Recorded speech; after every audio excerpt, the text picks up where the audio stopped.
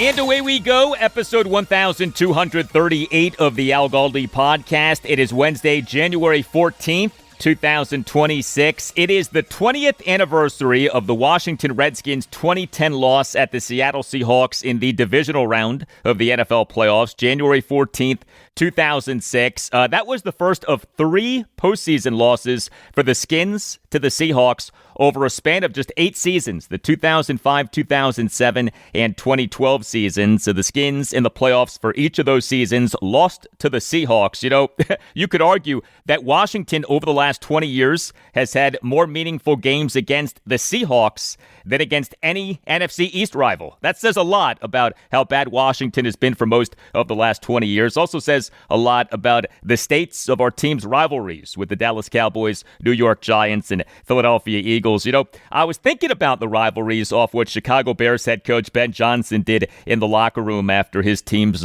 epic 31-27 home win over the Green Bay Packers this past Saturday night in the wild card round. Johnson saying, quote, F the Packers, end quote, and the Bears posting that video on X. Put aside however you feel about Johnson doing that, wouldn't it be nice if the Washington-Dallas rivalry got back to being like that? Wouldn't it be nice if the Washington-Dallas rivalry had that kind of passion, had that kind of a big stakes game? I mean, the Washington-Dallas rivalry to me is on life support right now. The rivalry feels as irrelevant as ever, and it's too bad. I so hope that we get back to that rivalry being great again. Maybe we will, hopefully soon. But we've been waiting for a while. Hello and welcome to this Wednesday installment of the Al Galdi podcast. Well, the rivalry being great again likely would require Washington being great again. Next segment, a conversation about the latest in the team's quest to do just that, be great again. As I, for the first time on the podcast, will speak with Commanders insider Tom Schad of the Washington Post. Tom will discuss the nature of the Commanders' locker room during their 5-12 2025 regular season, when we should expect the team's defensive coordinator search to be done, the likelihood of the Commanders' defensive coordinator hire being someone with whom head coach Dan Quinn has not previously worked, why the team promoted David Blough to offensive coordinator, what Quinn is wanting and anticipating from Blough that Quinn was not getting from Kliff Kingsbury as offensive coordinator, how Blough is representative of something that Tom has researched, the Sean McVay Effect, and more. Tom Schad, next segment with intel on and analysis of the Commanders. And also on the show, I'll discuss a great win for the Washington Capitals. They overcame being down 2-0 at the end of the second period, a 3-2 overtime win over the Montreal Canadiens at Capital One Arena on Tuesday night. And on the show, we'll review a busy Tuesday night in college basketball. Maryland in the 2025-2026 regular season fell to 0-6 in the Big Ten, an 88-71 loss at USC.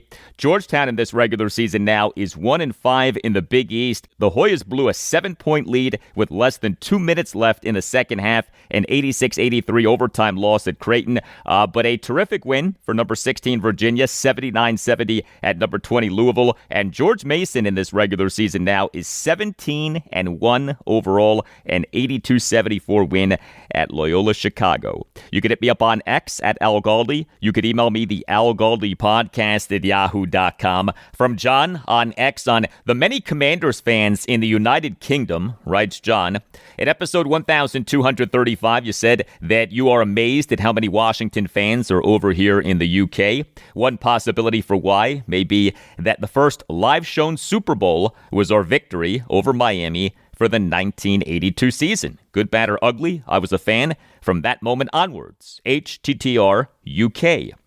Thank you for that, John. How about that? The first Super Bowl shown live in the United Kingdom was Super Bowl 17, January 30th, 1983, a 27-17 Redskins win over the Miami Dolphins at the Rose Bowl in Pasadena, California. Email from Michael Lindsay on the state of the Commanders roster. Writes Michael, hey Al, when listening to Adam's response to David Aldridge's question about what needs to be fixed, I noticed there was no pause by Adam Peters. Where was the pause?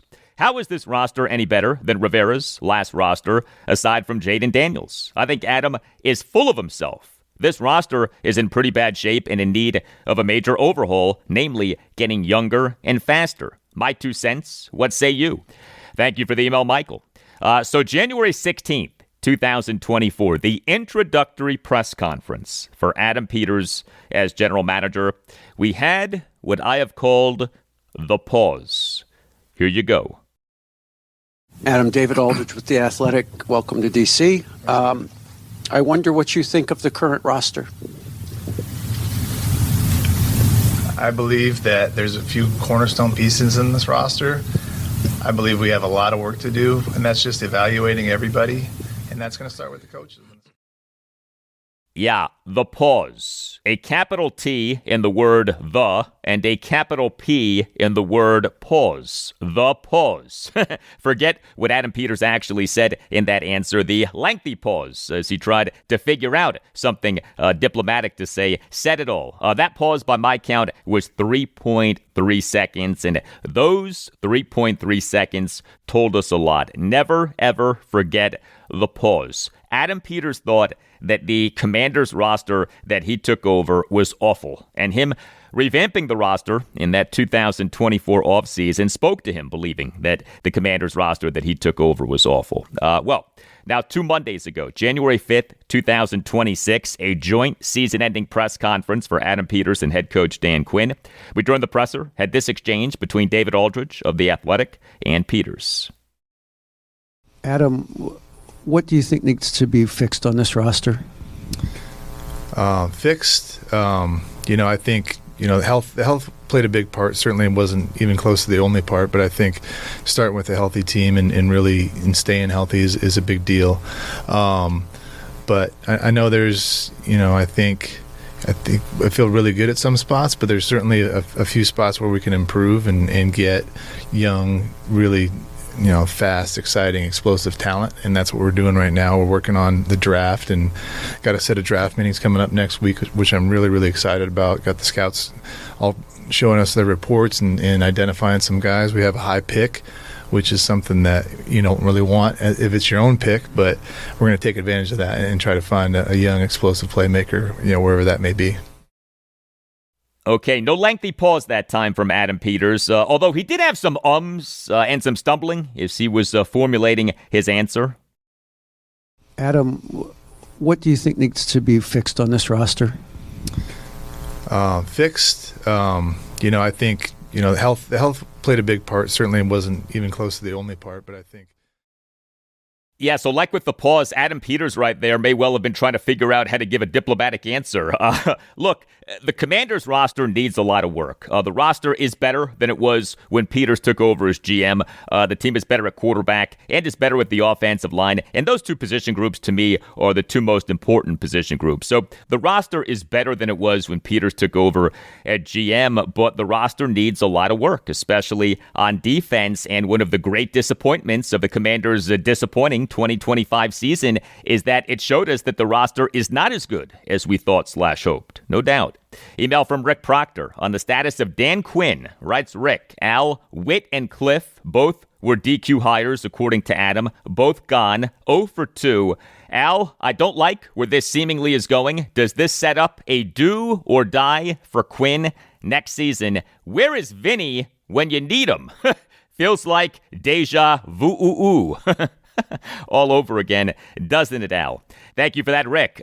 Deja vu. That would be a reference to the great theme song for Operation Lose Out 2.0. There is pressure on every NFL head coach every season, but there absolutely will be pressure on Dan Quinn next season. And I don't think that it's unrealistic to think that if the Commanders in the 2026 regular season get off to a really bad start, Quinn gets fired in season. Now, I hope that doesn't happen. I want Dan Quinn to conquer, to be the head coach of the team for years to come, with it winning multiple Super Bowls with him. But if the Commanders, off going 5-12 in the 2025 regular season, begin the 2026 regular season, say 1-5 or 2-7 or whatever, I certainly could see Quinn getting fired in season next season. Let us hope that we do not have that.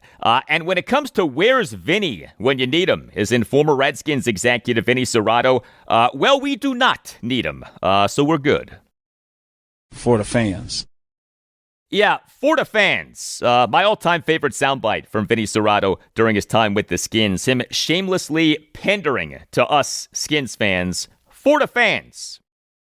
for the fans.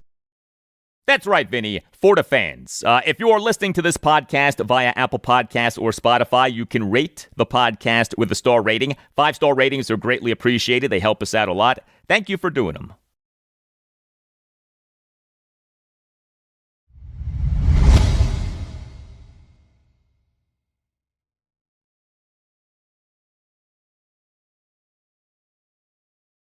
The latest for the Washington Commanders in the 2026 NFL coaching cycle. Very interesting news on Tuesday morning. NFL insider Ian Rappaport of NFL Network, he had a post on X, reported that the Commanders are hoping to interview Minnesota Vikings defensive coordinator Brian Flores for the Commanders defensive coordinator vacancy. Flores was on an expiring contract. The reporting has been that the Vikings want to re-sign him if he does not get a head coaching job. But as we discussed with Pro Football Focus senior data analyst and Commanders fan Nick Ackridge on Tuesday's show, episode 1237, Brian Flores would be the dream get for our team at defensive coordinator. The Commanders should offer whatever it takes to get him, if they can get him. We still don't know how gettable he is. So also, we on Tuesday morning had reports that the Commanders had requested to interview Atlanta Falcons quarterbacks coach DJ Williams for the Commanders quarterback's job. DJ Williams, the son of Doug Williams, who is Redskins quarterback, was the MVP of Super Bowl 17, and who still works for the team. Doug Williams is the Commanders' senior advisor to the general manager. The Commanders this past Saturday morning, of course, announced having promoted assistant quarterbacks coach David Blough to offensive coordinator. So far, that is the only official hiring by the team in this 2026 NFL coaching cycle. Here's where we stand with Commanders coaching staff candidates. Reported candidates for quarterbacks coach: Carolina Panthers assistant quarterbacks coach / pass game specialist Mike Bercovici, and Atlanta Falcons quarterbacks coach DJ Williams. So reported candidates for defensive coordinator: Las Vegas Raiders defensive coordinator Patrick Graham, Kansas City Chiefs defensive line coach Joe Cullen, Tennessee Titans defensive coordinator Denard Wilson, fired Arizona Cardinals head coach and former Philadelphia Eagles defensive coordinator Jonathan Gannon, and maybe, hopefully, Minnesota Vikings defensive coordinator Brian Flores. So the belief is that Raheem Morris will be a candidate if he does not get another head coaching job. The Atlanta Falcons on January 4th announced having fired Morris as head coach. The belief also is that Falcons defensive coordinator Jeff Ulbrich will be a candidate for the Commanders defensive coordinator job if he's not retained by the Falcons. So both Morris and Ulbrich worked with Dan Quinn during his time as Falcons head coach. It is a pleasure to welcome to the Al Galdi podcast for the first time Commanders insider Tom Schad of the Washington Post. Tom has been with the Post and has been covering the team since this past August. Prior to that was with the USA Today, October 2017 to August 2025. Tom is a 2013 graduate of American University in D.C. You could follow Tom on X at Tom_Schad. Tom, nice to have you on. Have you complained to Washington Post owner Jeff Bezos yet about your first season covering the Commanders not being what the season was supposed to be, a 5-12 regular season? No, not to Jeff specifically. No. It was fun. It was fun being back on a beat, even with as terrible as I'm sure it was for fans. I thought it was great, and everybody with the team was really good to deal with. So yeah, it was a great first season. I started the day that Terry McLaurin had his press conference coming back, so it was really a whirlwind. Terry and I kind of had mirrored seasons, though I had fewer injuries, obviously. So yeah, it was good. It was a good year in DC. You said that everybody with the Commanders this season was very good to deal with. That is something that I've heard, that as bad as the team season was, the team did not have an unpleasant locker room or a fractured locker room. When my best frame of reference was the last time I covered the team for the Washington Times in 2014, which was the first year of Jay Gruden, and I think they finished 4-12 or something. And as the season went on, you got a little bit of sniping and some stuff kind of behind the scenes, and that I think is more typical. And to your point, we didn't see much of that this year. And I think my colleague Tashawn Reed and I did a story. It was in the Sunday paper of Week 18 for the Eagles game, where we interviewed a bunch of players just about what had gone wrong. And when we got to that point, we started getting some more candor, I guess I would say, where a lot of guys just said, look, when you lose impact players, you lose impact plays. And I think there was just this recognition that like this wasn't their year.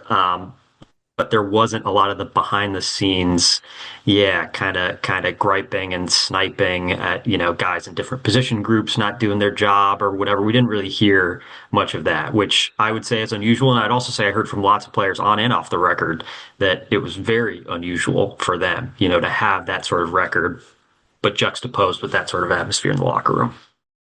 Hypothetical question, hard to truly answer, but I'll ask it anyway. If the Commanders in their 2025 regular season had had league average injury luck instead of having horrendous injury luck, would the team have had a winning regular season? First of all, the caveat is it's impossible to know, right? And I would couch it by saying it depends on what the injuries were that you would take away. For example, like if you say Jaden Daniels has a healthy season, that obviously is going to have more of an impact than, saying somebody like, Will Harris had a totally healthy season or something. That Will Harris is a very important player for their defense.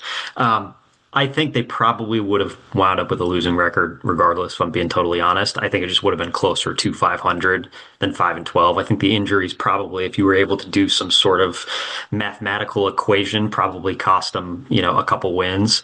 But I think, with some of the miscues, particularly on defense and lack of discipline at times on offense, even with a totally healthy roster, I don't know that you would have had a playoff team here. The defensive coordinator search, do you expect it to be done by the end of this weekend, or do you think that the search will go into at least the next work week? I don't know for sure. My guess is that it might linger. And the reason I say that is I think you have two logical candidates out there, and Raheem Morris and Jeff Ulbrich, who are kind of tied up or beholden to what happens with some of these head coaching searches. With the offensive coordinator spot, I think they felt a little bit more rushed because there's a realistic chance that David Blough could have gone to the Lions. And so I think they felt like they needed to pull the trigger there. And obviously they have a ton of faith in David Blough to make that move. With defense, I think because it's Dan Quinn's side of the ball, the side that he's comfortable with, there might be a little bit more patience to evaluate their options. We saw a report that Jonathan Gannon is going to interview later in the week. They've already had a couple guys in the building. I think it would not surprise me, I guess is how I'd put it, for them to wait and see what happens, particularly with Raheem Morris, because given the familiarity and track record, that seems like a very logical candidate and a logical fit for them at DC. He has, I think, either 2 or 3 head coaching interviews. And so presumably if you wait a little bit longer, you'd have better clarity on what's going on there. How possible is it that the Commanders' defensive coordinator hire is someone with whom Dan Quinn has not previously worked, that the hire marks a departure from the Dan Quinn style of defense? I think it's definitely possible. I've been saying for a couple weeks now, like if there's anybody who is going to go away from their tree, it would be a guy like Dan Quinn. He's kind of a very welcoming guy in terms of different perspectives. At least that's how he struck me. And I think if he were to interview somebody who had really good ideas that he could meld with kind of the style and general philosophy that he wants to play, he would be open to it. And you've seen him already look at a couple of those guys, Joe Cullen, Denard Wilson, Patrick Graham. He doesn't have clear ties, at least that I'm aware of, with any of those guys. But they've all had success. They've all called plays, in the NFL on defense. So I think it's certainly something that he, would be open to. Part of it is also kind of the openness on the part of the candidates, right? Like if you come in and, you have a very specific way that you want to run defense, that I don't think would work if it clashed with Dan Quinn's way of doing things. But if there was an openness to collaboration and stuff, I could definitely see him going in that direction. Dan Quinn himself serving as Commanders' defensive coordinator as he did over the team's final 7 games of the 2025 regular season. Is that still in play? I think there is a possibility, but I think it's highly unlikely at this point. And that's something that has also kind of become clear to me since the end of the season. And he was asked this in his season-ending press conference and said, he would do whatever's best for the team. But if you look kind of going back into December, when he first started calling plays, he talked about how he, really enjoys doing it and it's not that I don't know if he said that he missed, but he really appreciated calling plays. And then as the season got along, I think it started to become clear just how much of a time demand it is, to do all the responsibilities of being a head coach while also doing all of the defensive game planning. And it kind of brushes up against an issue that Dan Quinn identified from his time in Atlanta, where he was doing a little bit too much and getting too into the weeds, and he's really tried to become more of a CEO type where he can oversee everything and kind of help where he's needed most at particular times. I think that would be his preferred way to move forward, is to not call the defensive plays, delegate that to somebody else, obviously still be involved in that side of the ball. But I think that would probably be his ideal outcome. And with looking at the candidates that they've had in for interviews so far, and guys like Ulbrich and Raheem Morris, it just makes it feel even more likely, at least to me, that that's the ultimate outcome here. Much more with Tom Schad in moments, but if you are a Commanders fan, check out a great sponsor of this podcast, bgobsession.com, an outstanding site for Commanders discussion. The Sons of Washington forum on bgobsession.com is tremendous. A lot of smart and funny conversation. BG Obsession, or BGO, has been going strong since 2009. Terrific contests, game day chats, and camaraderie. No politics, just football. Both old school and new school fans are welcome. Visit and join BGO at bgobsession.com. bgobsession.com, home to your burgundy and gold obsession.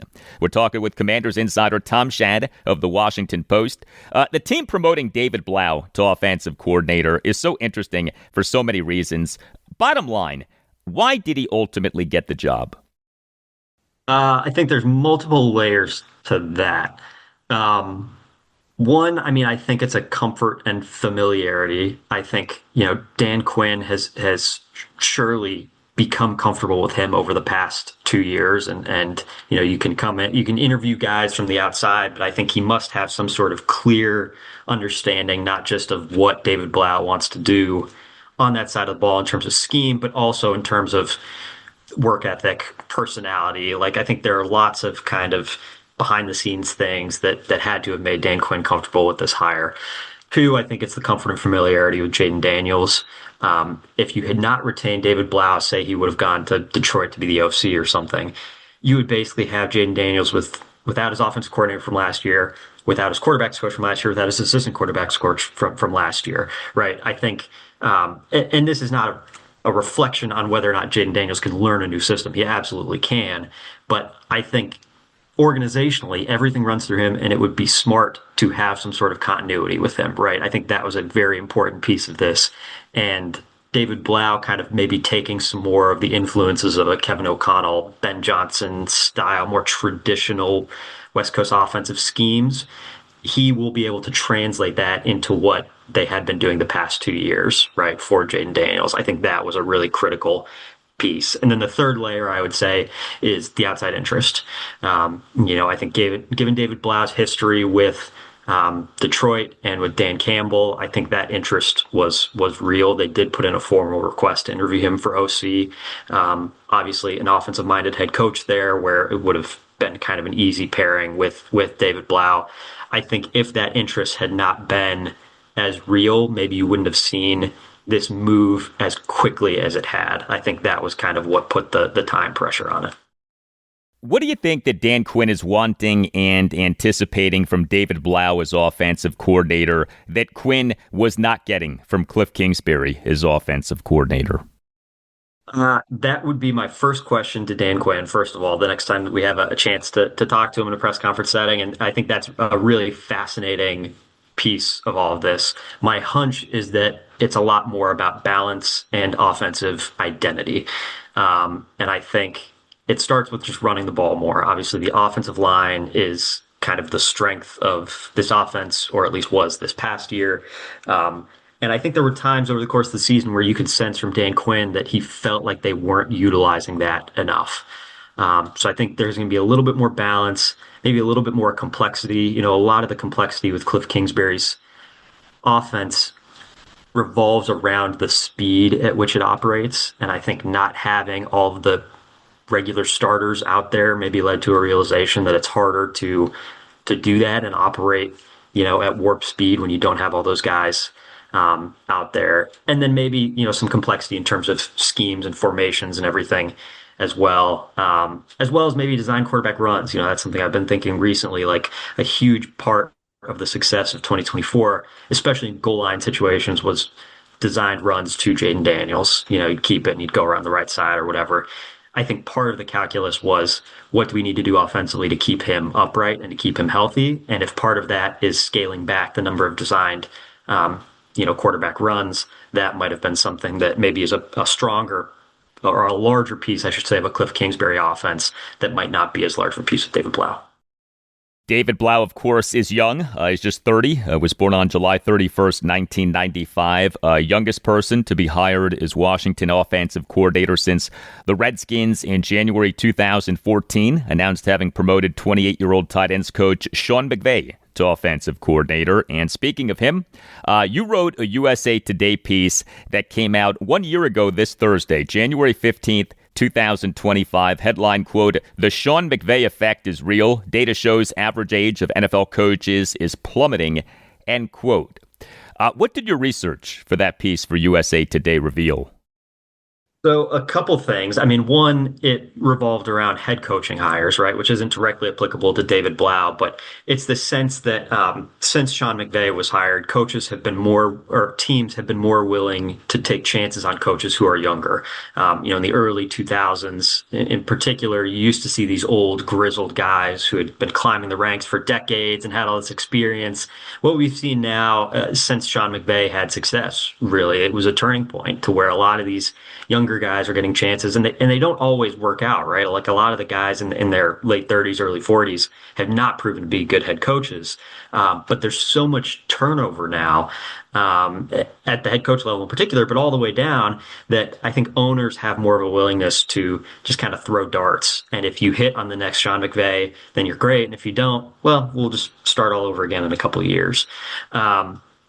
There's a degree to which it's about relating to the players too, which I think is interesting and does apply to a guy like David Blough, who was playing 2 years ago or whatever. So he is very aware of what Jaden Daniels is going through, for example, and what all the players on the offense are going through. And then there's also some academic research, which was probably the most interesting thing to me from the piece, about what we as humans associate youth with, and it goes all the way back to kind of like evolutionary theories that, like, when you see somebody younger, you think that they are more energetic and more innovative. And when you see somebody who's older, kind of your preconceived notion is they're not innovative and they're not as energetic. And in a lot of cases, that's not true. There are plenty of coaches who are older and are super innovative. But basically part of the piece looked at that maybe kind of penetrating some of the psyches of owners and of people who are making these hiring decisions, that you look at somebody who reminds you of Sean McVay and you think, they must be an offensive innovator like Sean McVay, and that's not entirely true. And there is we didn't find any clear difference in win percentage, I guess I'd say, between coaches who are younger and older. So there's not some sort of research that suggests if you hire a guy and he's in his 30s, he's going to be awesome. But we're seeing more owners go in that direction for all the reasons that I just mentioned. Yeah, this to me just comes down to, are you good? You can be good at 30, you can be good at 60. It's just, are you good? The Commanders reportedly interviewed 4 other people for the team's offensive coordinator vacancy, 2 external candidates and 2 internal candidates. The external candidates, Dallas Cowboys tight ends coach Lunda Wells and Arizona Cardinals passing game coordinator and receivers coach Drew Terrell. The internal candidates beyond Blough, in terms of people interviewed by the Commanders, assistant head coach / offensive pass game coordinator Brian Johnson, and tight ends coach David Rye. So Brian Johnson, who was ahead of David Blough in the Commanders' coaching staff hierarchy, got passed over by Blough. You wonder how Johnson feels about that. You expect Johnson to remain with the team? I have no idea, and I would hate to even feign, a guess. I can see a world in which he returns as a key support system for David Blough. I think you need somebody to pair with David Blough who has experience calling plays, and who can be kind of more of a veteran. Now, Brian Johnson is not a particularly old guy, but he has done it before, right? So I could see him returning kind of with that in mind. And also, again, a guy who's worked with Jaden Daniels for the past 2 years. Like, I think there are lots of benefits to bringing him back.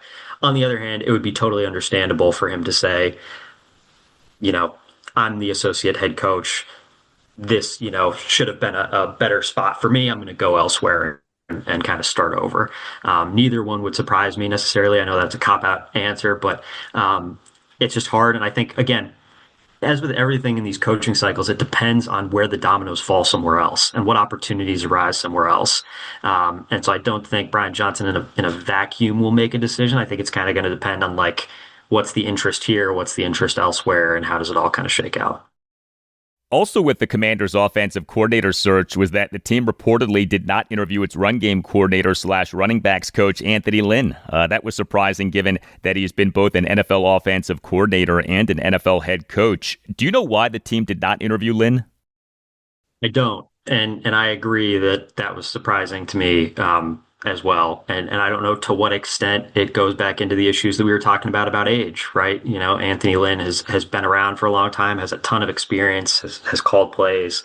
It could be something as simple as they wanted something, fresh and different and new, and didn't think that Anthony Lynn would provide that. But I have no idea why he didn't get an interview. But the candidates that you listed were what we've reported were the candidates. And yes, I would agree that it was a little bit surprising to not see him get an interview. Commanders insider Tom Schad of the Washington Post. Tom, nice to talk to you. All the best. Thanks, Al.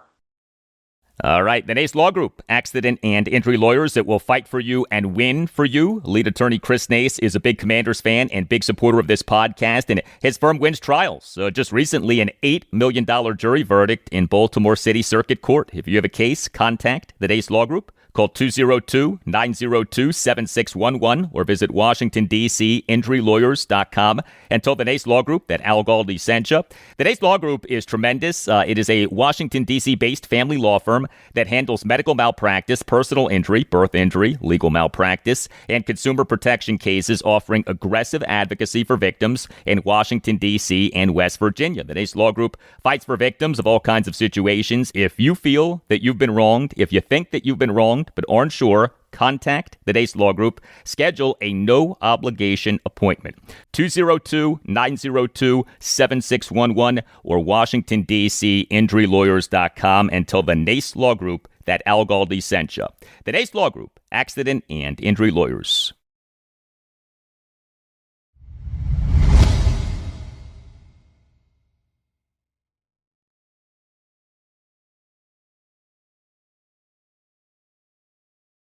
A tremendous win for the Washington Capitals on Tuesday night, a 3-2 overtime win over the Montreal Canadiens at Capital One Arena. The Caps at the end of two periods were down 2-0, due in part to giving up a first-period shorthanded goal in a game in which they went 0 for 5 on the power play. Yes, another bad game for the Caps power play, but the Caps overcame the 2-0 third-period deficit and got the 2 points. The Caps in the NHL's 2025-2026 regular season improved to 24-17-6, good for 54 points and third place in the Metropolitan Division. Caps second-line center Connor McMichael, he scored a game-winning even-strength goal, 4:21 into overtime for his 7th goal in this regular season. McMichael had 4 shots on goal, did go just 6 and 11 on faceoffs, but McMichael is back to playing center as a guy who had been playing center. Justin Sordiff did not play due to an upper body injury. And a key center for the Caps, Pierre-Luc Dubois, he remains out. This off on November 7th, undergoing surgery to address injuries to his abdominal and adductor muscles. He was expected to miss 3 to 4 months. Ando, by the way, arguably the Caps MVP this season, winger Tom Wilson, he on Tuesday night did not play for a 5th consecutive game due to a lower body injury. Ando, by the way, a key defenseman for the Caps, Jacob Chychrun, he did not play for a 2nd consecutive game due to illness. The Caps are banged up right now, but they battled back on Tuesday night. Here was John Walton on the Washington Capitals radio network with the call of Connor McMichael's game-winning goal. Feed to Sandin. Back down to Strome, coming down the middle, a shot, a save, rebound, they score! Connor McMichael able to put it home on the overtime game-winning goal. Good morning, good afternoon, and good night, Montreal. The Capitals come all the way back to an the third. McMichael in overtime. 3-2 the final here at Capital One Arena. And regarding the 2 third-period goals by the Caps, each goal was an even-strength goal by fourth-line right wing Ethan Frank. He scored 2 third-period even-strength goals, giving him 4 goals over the Caps' last 3 games and 10 goals in this regular season. Frank scored an even-strength goal 5:06 into the third period and scored an even-strength goal 18:06 into the third period. Also, he was number 2 on the Caps in shots on goal at 6, and he had a game-high 5 hits. How about the performance by Ethan Frank on Tuesday night? Here was Caps head coach Spencer Carberry during his post-game press conference late night on Tuesday night on Ethan Frank, and then you'll hear a follow-up exchange.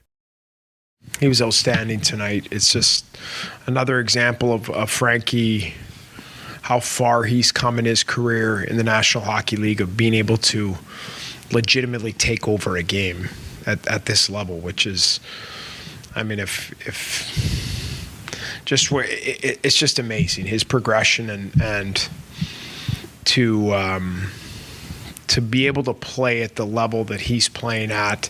It's not going to be every night like that, but he was, to me, the best player on the ice tonight.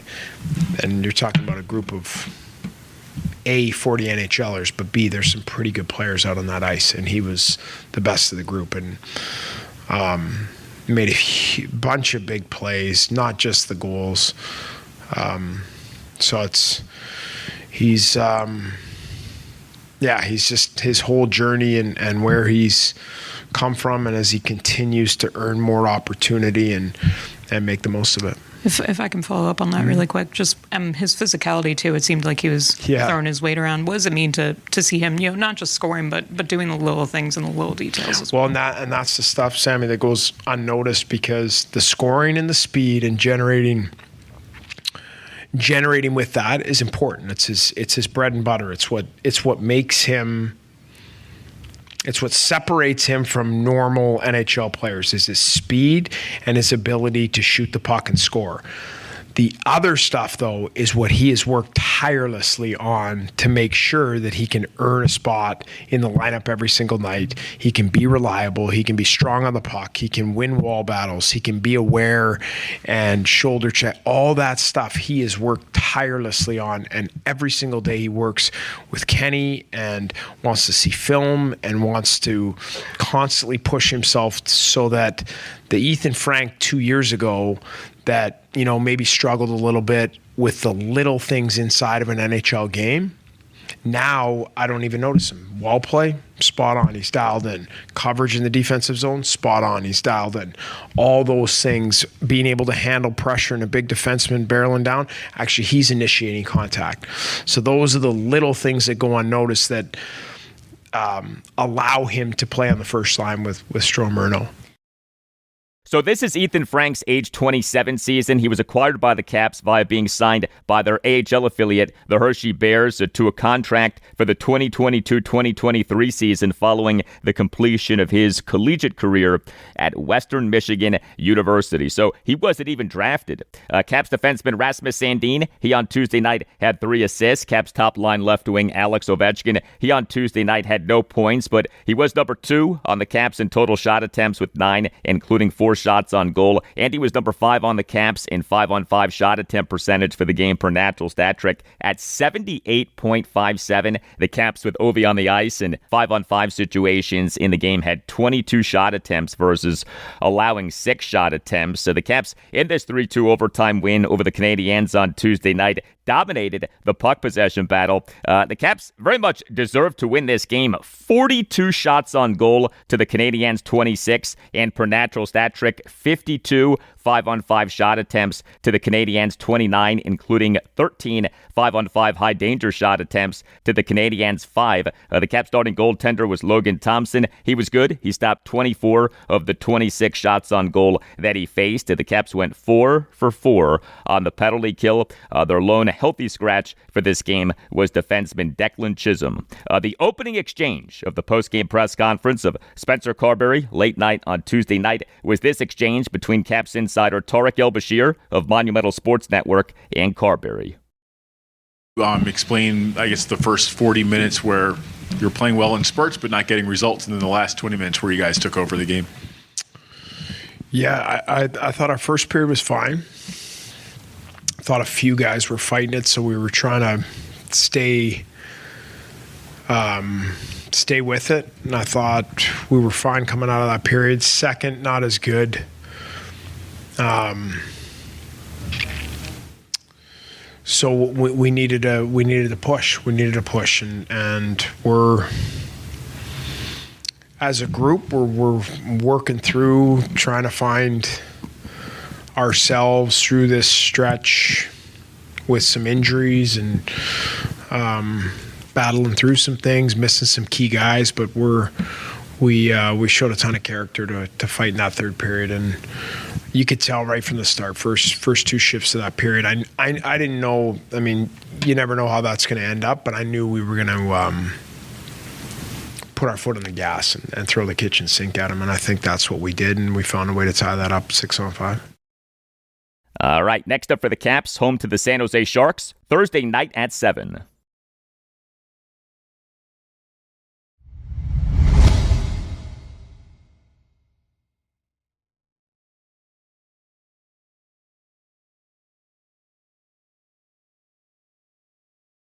And let's talk college basketball. Maryland and Georgetown continue to struggle. Virginia and George Mason continued to do well. But Maryland, it in the 2025-2026 regular season fell to 7-10 overall, including 0-6 in the Big Ten, with an 88-71 loss at USC late night on Tuesday night. Yeah, the Terrapins are 0-6 in the Big Ten.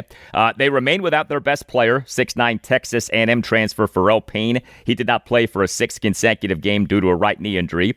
Maryland in this loss at USC in the second half had a 4-point lead at 52-48, but the Terps then lost the rest of the game 40-19. Maryland held USC to just 8 for 25 on threes, but allowed USC to go 26 for 41 on twos and getting outscored in the paint 44-14. And the Terps allowed USC to have 23 assists versus 6 turnovers. So Maryland had just 4 offensive rebounds to USC's 13. Maryland went 8 for 22 on threes, but just 13 for 26 on twos. Maryland's leading scorer was 5'11" Kansas transfer David Diggy Coit, who did bust out of a slump. It was good to see that. He, in 36 minutes as a starter, had 30 points, went 4 for 11 on threes, 5 for 7 on twos, and 8 for 9 on free throws. But this very much is appearing to be a lost season for the Terps. Next up for Maryland, home to Penn State, Sunday at noon. Another collapse by Georgetown. The Hoyas in this regular season fell to 9-8 overall, including 1-5 in the Big East, with an 86-83 overtime loss at Creighton on Tuesday night. Georgetown blew a 7-point lead with less than 2 minutes left in the second half. Now, there was some controversy. 6'5" Baylor transfer Langston Love of Georgetown. He appeared to connect on a game-winning putback at the end of the second half, but the basket was called off upon replay review. But still, this was a collapse by the Hoyas, and it came off Georgetown's 76-67 loss to Seton Hall at Capital One Arena this past Saturday evening, a game in which the Hoyas blew an 11-point second-half lead. Also, we had the Hoyas' 80-77 loss to Xavier at Capital One Arena on December 20th, a game in which they blew a 10-point first-half lead. Georgetown, in this overtime loss at Creighton on Tuesday night, got ripped by 6'4" Miami transfer Austin Swartz. He, in 34 minutes as a starter, had 33 points and 2 assists versus 1 turnover. He went 8 for 12 on threes, 4 for 4 on twos, and 1 for 1 on free throws. The Hoyas held the rest of Creighton's players to just 5 for 21 on threes, but Swartz went off. Georgetown's offense was good. The Hoyas went 7 for 16 on threes and 26 for 42 on twos, and outscoring Creighton in the paint 50-28. Also, the Hoyas had 15 assists versus 8 turnovers. So the offense was not the problem. 5 Georgetown players each scored at least 11 points, so the Hoyas' leading scorer was 6'2" Malik Mack. He, in 33 minutes as a starter, had 17 points, 4 assists versus 3 turnovers and 2 rebounds. He went 1 for 3 on threes, 6 for 7 on twos, and 2 for 2 on free throws. So this was the opening statement of the postgame press conference of Georgetown head coach Ed Cooley late night on Tuesday night. Proud of our group today. You know, one of the few games I've ever coached that played out this crazy hair, you know. I mean, I need a full explanation of, is it the clock? Is it there's 4 different views that I just saw. If it's good on the floor and it's inconclusive, what does that mean? I'm not saying that's why we lost the game, but I do need an explanation from my league office on it for sure, because I don't know what the rule is. Good game. I'm really proud of our men. But we played hard, obviously fighting for our lives, losing 4 in a row. We knew we were going to come in here and play a team that was so determined, coming off the way Creighton played against St. John's. We did everything we could to lose the game. You know, battled. I'm really proud of our group. I thought we played hard, thought we played connected, thought we played together. I thought Schwartz played the game of his life, right? Really good shooter. You know, that's, you know, life in our league. It's unfortunate. Very disappointed in the loss, but very proud of our men. You know, we got a really hard game Saturday. We got a long ride back east, so try to keep our heads up. We got to keep our heads up. I do need an explanation, though. I mean, because there's a lot of different things, right? And it's, you know, in that sport, it comes down to a play here or there. You know, I thought they made the right plays to win the game. Turnover, 3 with 22 seconds left, contested shot, right? I thought there was some separation. So, all in all, credit Creighton. Obviously, crowd helped them. Hopefully, we can get back on the winning side, because now we've lost 5 in a row, and right, we got to try to get on the winning side. It's unfortunate. It's really, really unfortunate. But I'm proud of our men. Yeah, the Hoyas now have lost 4 consecutive games. Next up for Georgetown, a big game home to number 3 UConn Saturday at noon. A big win for Virginia. The number 16 Cavaliers in this regular season improved to 15-2 overall, including 4-1 in the ACC, with a 79-70 win at number 20 Louisville on Tuesday night. UVA never trailed. The Cavs began the game on a 14-0 run. What a start on the road against a ranked team. UVA's defense was great. The Cavs held Louisville to just 10 for 38 on threes and just 14 for 29 on twos. So UVA's offense was mixed. The Wahoos went 14 for 34 on threes and 23 for 29 on free throws, but also went just 7 for 19 on twos and committed 13 turnovers. So UVA's leading scorer was 6'5" San Francisco transfer Malik Thomas, 24 minutes, 46 seconds as a starter, 19 points, 5 rebounds, 3 assists versus 4 turnovers, and a game best plus-minus rating of plus 21. He went 6 for 8 on threes, 0 for 1 on twos, and 1 for 2 on free throws. So also very good for UVA with 7-foot German true freshman Johann Grunlow, 26.09 as a starter, 16 points, 7 rebounds, including 3 offensive boards and 4 blocks. He went 3 for 4 on threes, just 1 for 4 on twos, and 5 for 6 on free throws. And UVA got back 6'3" North Dakota State transfer Ja'Cory White. He returned from a 5-game absence caused by a wrist injury. Here was UVA head coach Ryan Odom during the opening statement of his postgame press conference on Tuesday night. This was a good basketball game for Virginia, no doubt. Louisville's excellent. Coach Kelsey does an awesome job. They have really good players. They work well together. They put so much pressure on you in transition. We were completely worried about, getting our defense set and getting back against them. They're relentless on the glass. They're relentless in their three-point shooting. And, I thought for the most part our guys, did a really nice job throughout the night. Clearly, the start really helped us when you're on the road in a hostile environment, a great place like Louisville. Getting off to a good start is imperative, and we got off to a good start on both sides of the ball. Obviously, you can't win a game 14-0. You have to play the entire game, and I thought our guys, did a really nice job throughout of answering the majority of the challenges that came our way. Yeah, as I am recording this in the early morning hours of Wednesday, UVA for this regular season now is the number 14 team in Division I men's basketball per KenPom.com. Ryan Odom is doing a really good job. Next up for Virginia at SMU Saturday at noon. And another win for George Mason. The Patriots in this regular season improved to 17-1 overall, including 5-0 in the A-10 with an 82-74 win at Loyola Chicago on Tuesday night. Mason overcame a 12 12-point first-half deficit, won the second half 41-27. The Patriots' 17-1 start is the best 18-game start to a regular season in program history, and Mason is 17-1 despite a key player, 6'5", Braden O'Connor, having played in just one game in this regular season due to injury. Next up for George Mason, home to George Washington, Monday evening at 5.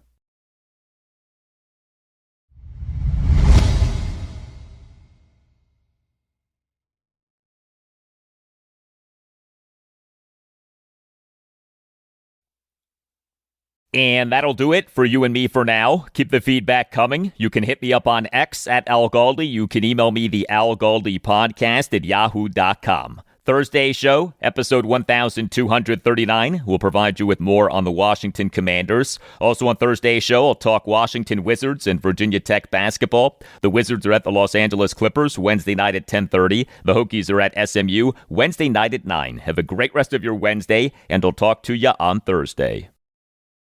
For the fans. Some things in life are just made for each other. Peanut butter and jelly, macaroni and cheese, Modelo and college football. College football season is Modelo season, and the season has officially kicked off. The Modelo Recruiter is back in action, looking to reward full-time fans who give their all for their team and their school week in and week out. If you're listening to this, you've been recruited. So lace them up and get out there. And don't forget to make time for a well-deserved ice-cold reward. Because college football wouldn't be the same without you. So grab yourself a Modelo and enjoy, the official beer sponsor of the College Football Playoff, Modelo.